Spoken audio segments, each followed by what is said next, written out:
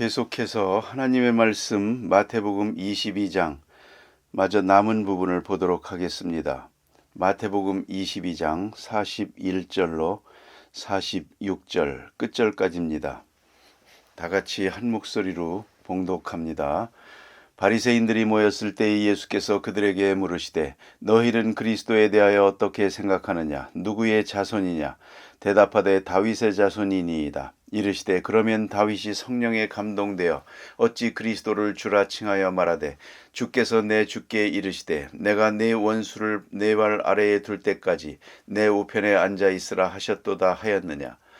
다윗이 그리스도를 주라 칭하였은즉 어찌 그의 자손이 되겠느냐 하시니 한마디도 능히 대답하는 자가 없고 그날부터 감히 그에게 묻는 자도 없더라. 아멘. 이제 예루살렘 성전을 깨끗이 하고 예수님께서는 성전에 거하시면서 성전에 출입하며 하나님의 말씀을 전하게 됩니다.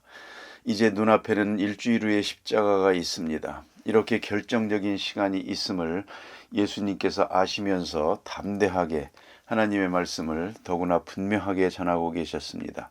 그 중에 오늘 본문에 나타난 말씀, 어쩌면 예수님의 모든 말씀 중에 핵심이 되고 중심이 되고 또 결론이 되는 말씀입니다. 결국은 예수님의 오심과 또 예수님의 행하신 일, 병 고치고 이적을 행하신 모든 일, 그리고 말씀하신 일, 그러니까 그 행적과 그 교훈, 그 중심이 뭐겠습니까? 그것은 예수가 누구냐 하는 것입니다. 그 누구냐 하는 것과 그가 우리를 위하여 무엇을 하셨느냐 하는 것입니다. 그는 우리를 위하여 오셨습니다. 이제 문제는 그가 사람이 되셨습니다. 오시고 사람이 되시고 그 다음 문제가 있습니다. 그가 누굽니까 하는 것입니다. 그가 본래 누구이며 또 영원한 세계에서 생각할 때 그가 누구인가? 그가 누구냐 하는 것이 아주 중요합니다. 그렇건대 이것은 제자들의 고백만이 아닙니다. 제자들이 느끼고 깨닫고 하는 말만이 아니고요. 예수님 자신이 내가 누구냐 하는 것을 말씀하고 있습니다. 신학자들의 이론대로 보면 많은 사람들이 이런데 좀 쓸데없는 논란을 합니다. 그것은 제자들이 예수님을 향해서 당신은 그리스도십니다. 살아계신 하나님의 아들입니다. 당신은 말씀이십니다. 영원하신 분입니다. 이런 말을 했을 뿐이고 예수님 자신이 내가 그 하나님의 아들이다. 내가 메시아다. 그런 말씀은 한 적이 없는 것 같다. 그래가지고 신학적으로 요리조리 재주를 부리고 있습니다. 논란을 많이 벌입니다.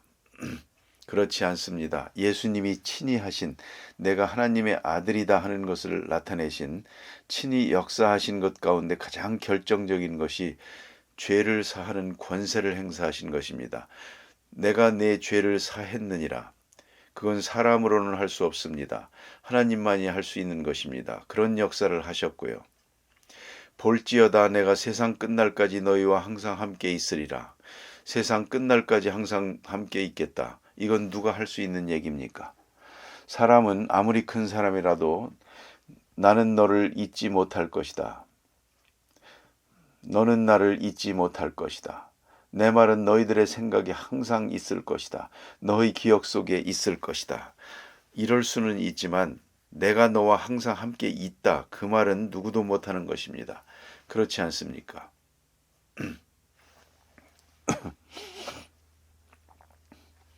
자식을 어머니가 떠나보낼 때 내가 너를 본 것처럼 아침과 저녁에 꼭 너를 위해서 기도할 것이다. 그것을 잊지 말라. 이렇게 말은 할 수 있지만 내가 너와 항상 함께 한다. 그건 안 되는 것이죠. 그건 오직 하나님만이 하실 수 있는 이야기입니다. 그런가 하면 예수님께서 친히 말씀하신 것이 또 하나 있습니다.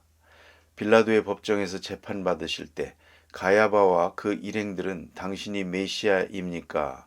정말 메시아냐고 그게 궁금한 것입니다. 그럴 때 예수님 대답하십니다. 인자가 구름을 타고 오는 것을 보리라. 뭐 이런 정도면 할 말이 없습니다. 메시아보다 그 꼭대기에 있는 분이죠. 메시아가 아니고 인자라고 말씀하셨습니다.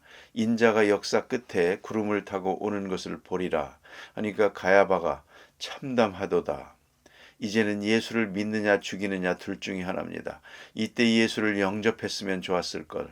예수를 배척하다 보니 자기 자신을 살리기 위해서 예수를 십자가에 못 박는 그런 결과를 보지 않습니까?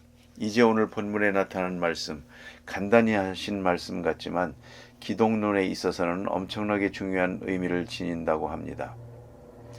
예수가 누구냐? 그런 데 있어서 제자들이 예수를 누구라 했느냐 하는 얘기는 많죠. 하지만 곳곳에 예수님께서 자신이 내가 메시아요, 내가 하나님의 아들이다, 그렇게 말씀하시는 것은 그리 많지 않습니다.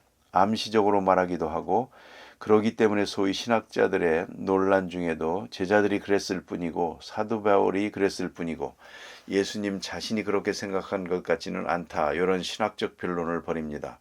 그러나 그렇지 않습니다. 예수님이 말하지 않은 것을 제자들이 말할 수 있는 것이 아니고 예수님이 보여주시고 계시해 주시지 않은 것을 제자들이 깨달을 수는 없었기 때문입니다. 오늘 본문의 말씀은 중요한 시점에서 결정적인 말씀을 하고 계십니다. 자, 이제 바리새 교인들이 예수님께 질문합니다. 사두개 교인들이 질문을 했습니다. 서기관들이 질문을 했습니다. 이 세 계급의 사람들이 다 질문을 했습니다. 깊이 논의하고 예수님을 넘어뜨리려고 올무에 걸어서 십자가에 못 박으려고 했지만 이런 질문을 하는 중에 오히려 예수님께서는 자신이 누구인가, 내가 누구다 하는 것을 환하게 말씀하게 됩니다. 마침내 저들은 더 이상 질문할 말이 없었습니다. 이제는 더 이상 뭐라고 말을 할 수가 없었습니다. 결국에는 예수님께서 친히 말씀하십니다. 누구의 질문을 받고 하시는 말씀이 아닙니다. 질문들은 다 했고 대답은 다 한 뒤에 마지막으로 결론을 내립니다. 그래서 오늘 46절 끝에 가서 보면 한 말도 능히 대답하는 자가 없고 그날부터 감히 그에게 묻는 자도 없더라. 그날부터 감히 묻는 자가 없더라. 무슨 질문을 하든지 다 대답할 뿐만 아니라 대답하면서 하나님의 아들됨을 나타내고 있거든요. 점점 더 확실하게 그 메시아의 속성이 더 확실하게 드러나게 된단 말입니다. 그런 거로 이제 더 묻지 않는 것이 좋겠다, 이런 생각을 하게 되는 것이죠. 그래서 오늘 성경에 보면 그날부터 다시는 묻는 자가 없더라. 이것으로 소위 기자회견은 끝난 것입니다. 주고받은 이야기가 끝났다 하는 얘기입니다. 그러면 그 결론은 뭐냐? 오늘 본문에 나타납니다. 자, 너희는 대답을 하라. 다윗 왕에 대해서 묻습니다. 다윗 왕에 대해서 묻는데 그 다윗이 시편에서 하신 말씀, 시편 110절 1절, 110편 1절, 다윗의 시 중에 그런 말이 있거든요. 주께서 내 주께 이르시되, 처음에 주, 두 번째 내 주라고 하는데 있는 주, 말은 같지만 지칭하는 대상은 다른 것입니다. 주께서 내 주께 말씀하셨다는 것이죠. 그걸 다윗이 들었습니다. 그 계시 중에 그런 장면을 보았습니다. 그것을 시로 읊었습니다. 자, 이제 문제가 됩니다. 이스라엘 사람들은 다 아는 얘기요. 주께서 내 주께 말씀하시기를, 그래서 내가 내 원수를 발 아래 둘 때까지 내 우편에 앉았으라 하셨다. 이러한 시를 너희들이 외우고 있지 않느냐? 그러면 주라고 하는 것은 하나님이시죠. 그럼 내 주는 뭐냐는 거죠. 그런데 어떻게 예수가 다윗의 후손이냐는 것이죠. 그들에게 묻습니다. 자, 너희들이 생각은 어떠냐? 그리스도가 네 자손이냐? 다윗의 자손이니이다. 그건 알았다. 그러나 그러면 다윗의 자손인데 다윗이 먼저 있고 그리스도가 뒤에 있다는 얘기 아닙니까? 순서가. 그러면 다윗이 먼저 났고 그리스도가 낫다 하는 얘기인데, 그런데 다윗은 영감 중에 말하기를 주께서 내 주께라고 말했단 말이죠. 그러면 그 주가 누굽니까? 내 주라고 다윗이 고백한 그 주는 도대체 누구냐 이겁니다. 저들이 대답을 못합니다. 그렇다면 다윗이 주라고 했는데 어떻게 다윗의 자손이냐? 이런 어려운 질문을 하게 됩니다. 이 질문이 어렵기도 하지만 이게 우리 신앙 고백의 핵심입니다. 이걸 잊지 말아야 됩니다. 우리가 사도신경을 외웁니다. 성경을 봅니다. 예수를 누구라고 고백합니까? 다 하나님의 아들이라고 고백하고 있습니다. 그런 거로 이런 말을 신학적으로 말하기를 그리스도의 선제설이라고 합니다. 우리는 다 같이 생일이라고 할 때 아버지 어머니로부터 유전적으로 이 세상에 태어나는 날, 그날이 생일입니다. 거기서 출발합니다. 우리의 생명은 거기서부터 출발합니다. 그러나 예수님은 그렇지 않습니다. 이것은 몸을 입고 이 땅에 오시기 전에 계셨던 분입니다. 그래서 마리아의 몸을 빌어 오신 것입니다. 이것을 가리켜서 선제설이라고 말합니다. 이제 제자들의 고백을 들어보십시다. 요한복음 1장 1절 태초에 말씀이 계시니라. 말씀이 하나님과 함께 계셨다.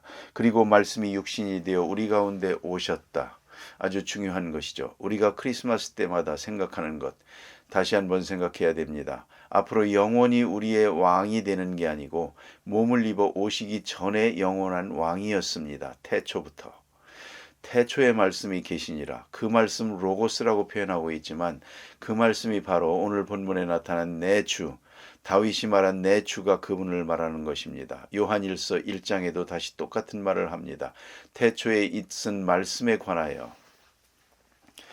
그러면 오늘 본문에 있는 말씀은 예수께서 지금 바리새교인 서기관 제사장들 앞에서 말씀합니다.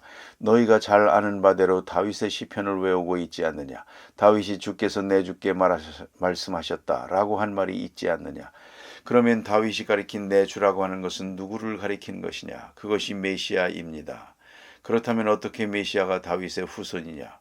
이건 질문 속에서 엄청난 말씀을 하고 계시는 겁니다. 육신을 입어 올 때에 다윗의 후손이라고 하는 육체의 계보를 따라서 오십니다.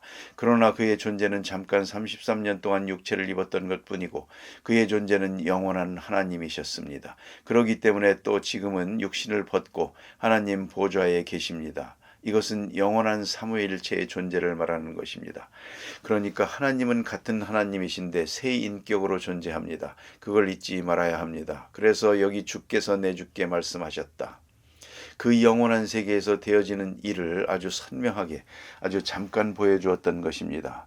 자, 그러면 오늘 우리가 여기서 생각해야 합니다. 예수를 믿을 때 어떻게 믿어야 하느냐? 예수를 누구로 믿느냐 할 때에 무슨 성현이요, 병 고치신 분이요, 훌륭한 분이요, 내 구주가 되고 여기까지가 아닙니다. 우리는 예수의 그 존재에 대한 신앙을 분명히 해야 됩니다. 예수가 이 세상에 와서 무엇을 했느냐 하는 what이라는 말보다 who he is, 그가 누구냐 하는 것입니다. 그것이 먼저입니다. 그가 누구냐, 그 다음에 무엇이냐, 이것을 함께 생각해야 합니다. who와 what. 언제든지 우리는 나에게 보여주신 what을 생각하면서도 그가 누구냐 하는 who를 생각해야 합니다. 언제든지 그걸 잊지 말아야 됩니다. 자, 피아노 소리가 들립니다. 그 피아노의 아름다운 소리가 들릴 때 우리는 그 피아노 소리 참 아름다운 소리다. 이렇게만 생각해서는 안 됩니다. 그 연주하는 자를 생각해야 됩니다. 내 눈에 안 보이지만 연주하는 사람이 누군가를 생각해야 합니다. 그런가 하면 더 중요한 것이 있습니다. 작곡가를 생각해야 됩니다. 내가 이름도 모르지만 그 작곡가가 있어서 연주하고 연주가가 있어서 그 음악이 내게 들려오는 것입니다. 그리고 내 마음을 이렇게 위로하고 있는 것입니다. 내가 음악을 듣고 즐기는 이것만 가지고 생각해서는 안 됩니다. 언제나 작곡가를 생각해야 됩니다. 그래서 가끔 생각을 합니다. 베토벤의 음악을 들을 때마다 생각합니다. 더구나 그가 마지막에 작곡한 음악을 들을 때마다 가슴이 뜨거울 때가 있습니다. 왜요? 그 자신은 귀머거리였거든요. 자기가 작곡한 소리를 못 들으면서도 작곡을 했습니다. 그야말로 가슴에 있는 음악입니다. 귀에 들리는 음악이 아닙니다. 가슴에 있는 음악을 글로 표현하는 것이죠. 그것을 연주하면 우리가 듣고 있는 것입니다. 그 가슴 속에 있는 음악, 귀로 들을 수 없는 음악, 그것을 악보 속에 실어놓은 것입니다. 생각해 보세요. 언제나 인격을 찾아가야 됩니다. 그래서 베토벤을 만나야 됩니다. 그와 같이 오늘 예수님께서 병자를 고쳤고 바다를 고요하게 하셨고 십자가에 돌아가셨고 많은 사건이 있지만 문제는 그가 누구냐 하는 것입니다. 그는 하나님이십니다. 하나님의 아들이십니다. 삼위일체의 2위로 계십니다. 본래 그랬고 앞으로도 영원히 그러실 것입니다. 그렇기 때문에 오늘 본문의 말씀은 대단히 중요한 것입니다. 내가 태초에 계셨던 말씀이니라. 태초부터 있었던 그 다윗이 지칭한 주, 바로 그 주가 나이니라. 세상에 나올 때 다윗의 자손이라고 하는 그 계보를 이 땅에서 잠깐 썼지만 나는 하나님이니라. 나는 다윗의 후손이 아니다 이겁니다. 육신으로는 다윗의 후손이요 영적으로는 다윗의 주가 된다 이 말입니다. 다윗의 주가 된다. 엄청난 말씀이 아닙니까? 그래서 다윗이 그리스도를 주라 칭하였은즉 어찌 그의 자손이 되겠느냐? 이 한마디의 질문, 이것이 바로 기독론의 결론입니다. 이 속에서 우리는 무궁무진한 진리를 생각하게 됩니다. 또 영원한 그리스도의 존재를 만나게 됩니다. 주께서 내 주께 이르시되 다윗이 그리스도를 주라 칭하였거든 어찌하여 너희들은 그리스도를 한 사람으로 보려고 하느냐, 한 성인으로 한 지도자로만 보려고 하느냐. 그게 아니라는 것이죠. 예수님의 제자들도 예수님을 이 세상의 왕으로, 유대 나라의 왕으로만 생각하려고 애를 썼죠.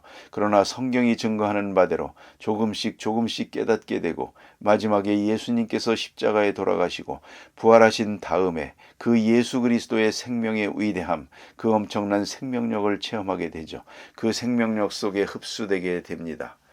그러니까 예수 믿는 사람들도 죽음이라든가 세상에 사는 것, 고난당하는 것, 이런 것 다 그냥 초월하게 되죠. 그게 바로 순교라는 것입니다. 그리스도의 영원한 생명 속으로 흡수되어 가는 것입니다. 그런 거로 이 땅의 일이라는 것은 아주 시시하게 되는 것이죠. 길게 살든 말든 그게 중요하지 않습니다. 문제는 주님의 일을 보다 더 많이 해야겠다는 생각, 다른 사람을 구원해야겠다는 생각은 있지만 이 세상의 낙이라든가 소유라든가 명예라든가 이런 것들은 아무것도 아니죠. 그래서 영원한 생명, 영원한 그리스도의 생명을 위해서 그들은 살아갔던 것입니다. 그것이 예수 믿는다는 것입니다. 오늘 본문에서 예수는 내가 누구냐는 것을 말씀합니다. 나는 다윗의 자손이라고 너희들이 부르고 있지만 다윗은 나를 향하여 주라고 했느니라. 그러므로 나는 영원한 존재다. 이렇게 말씀하고 있습니다. 베드로가 주는 그리스도시요 살아계신 하나님의 말씀입니다. 아들입니다. 그럴 때에 그것도 이 말씀의 고백에서 비로소 그 뜻이 무엇인지를 알게 되는 것입니다. 태초의 말씀이 계시니라 하는 고백도 바로 오늘 이 말씀에서부터 나타나는 것이다. 그리스도를 알게 된 것이다. 그리스도는 영원한 하나님이시다. 또 영원히 하나님이실 것이다. 그가 우리를 위해 이 땅에 오셔서 33년 동안 역사하셨습니다. 그 예수를 믿습니다. 그 예수를 통해서 우리가 하나님께 나아가고 있는 것입니다. 기도하십시다.